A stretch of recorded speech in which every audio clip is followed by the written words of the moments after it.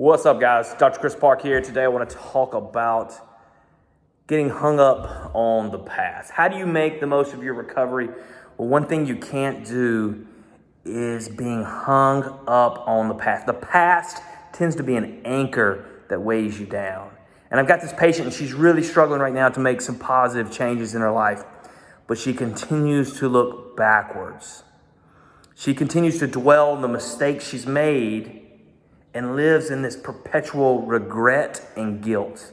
And I know a lot of you out there are kindred spirits with her, right? And we all do this to an extent, but in some people, it completely controls and ruins their lives because they can't move forward. They're constantly looking backwards. And it is a difficult habit to break. But just like every other habit, you can break it. Now, one thing I want you to understand, right? And we've talked about this. Addiction is an illness, okay? And you might struggle with some kind of craving or some kind of addiction, and it may be a struggle every day. But your bad choices are still your choices, okay?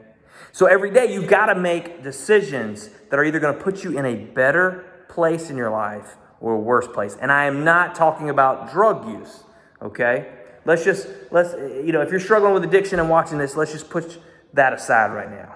Let's talk about everything else. Let's talk about how do you deal with the other people in your life? Are you making excuses with them? Are you lying to them?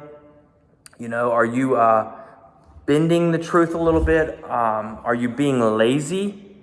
What are these elements in your life that may seem small and trivial, but that if you changed, could put you in a completely different place tomorrow, okay? And it may not be tomorrow. It actually might be a year down the road, 2 years down the road, 3 years down the road. But if you continue to make the same mistakes and continue to live in the past in an habitual time loop of regret and inaction, where's it going to get you? It's going to get you nowhere.